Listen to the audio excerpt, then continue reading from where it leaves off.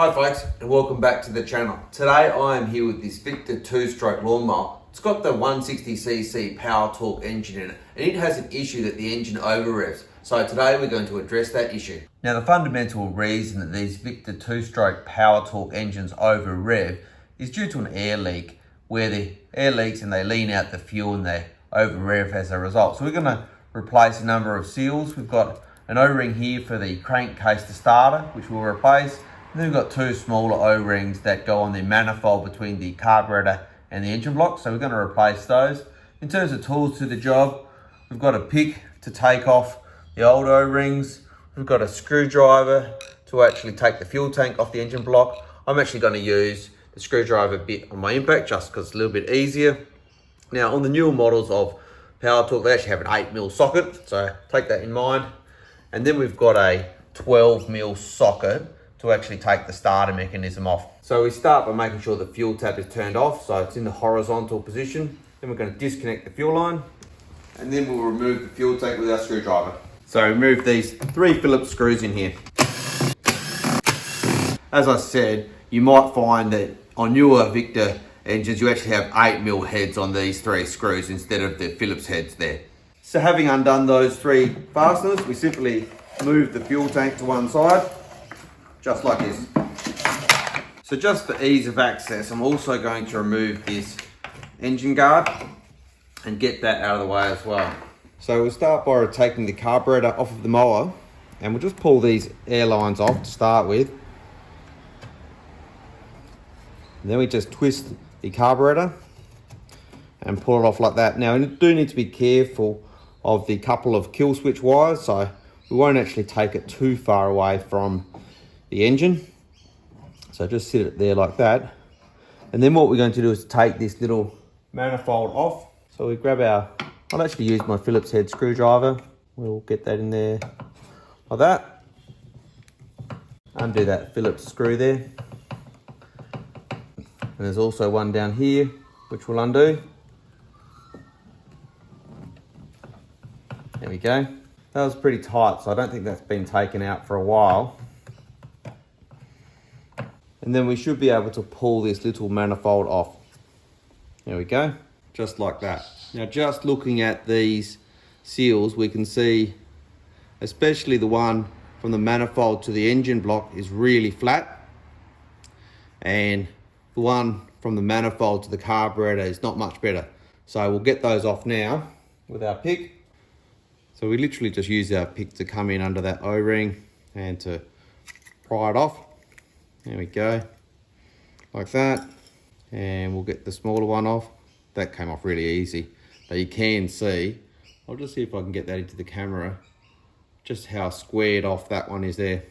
So we've got our new ones here, so we'll pop that on straight away. And you can see that's really sitting up nice and proud. And then we'll pop the one on the other side as well. So these will make all the difference, make a really good seal. Now, what I will do is just spray a little bit of silicone lubricant onto those O-rings just to make them slide back on a little bit better. Now, just looking inside the carburetor, I don't know if you can see, but if you can see on that little poppet, I believe it should actually have the C facing towards the primer cap. And as you can see, the C doesn't. So I'm just going to adjust this mower so that the C there actually faces towards the primer cap. I believe this will actually make this mower start easier and run better as well. But we'll remember where we had it previously, just in case it becomes difficult to start or doesn't run properly. All right, so let's reassemble everything. We'll start by putting this little manifold back on. You can see that's much tighter sliding in now, that little manifold onto the block. So we shall see what difference it makes. Grab our Phillips head screwdriver and we'll screw that in there. And then on the other side as well.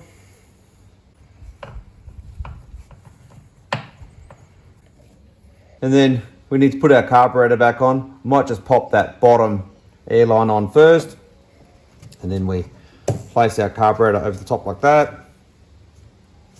and rotate, and then we'll put this airline on there just like that. So the next thing to do is to take our starter off, and this will use our 12mm socket.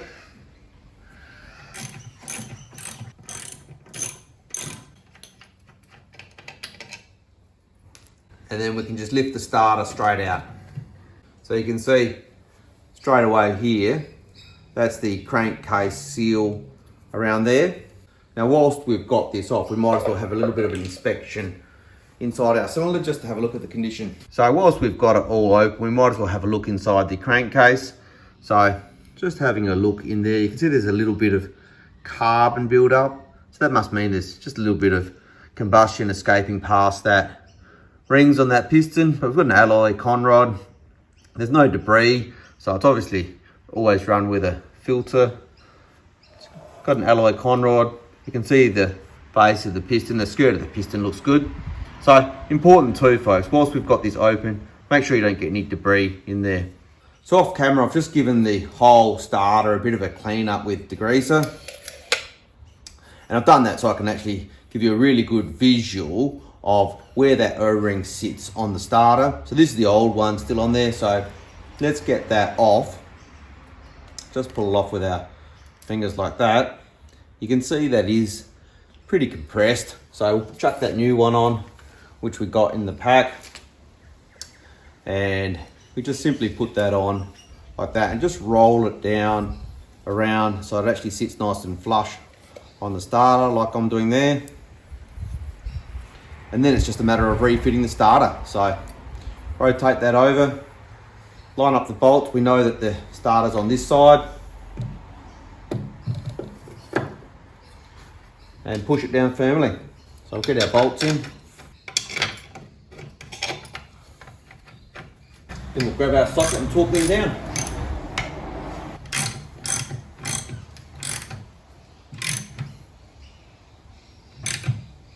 Just a modest amount of torque is all that's necessary there.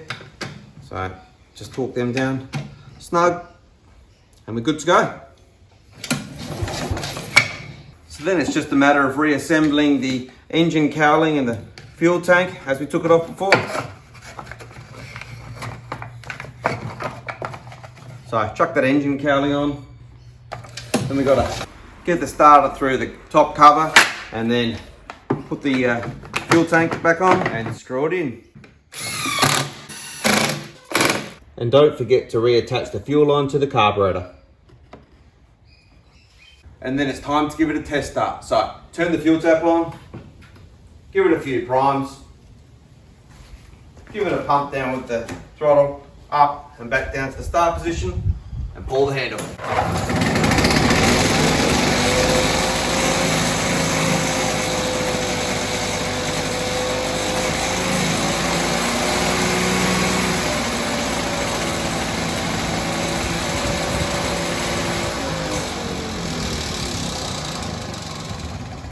So there you go, folks, that started really easily. First pull in fact, and what you've seen is as we pushed the throttle down, it came up to a nice cutting speed and wasn't over revving at all. Importantly, as we pulled it back, it also came back to a nice idle.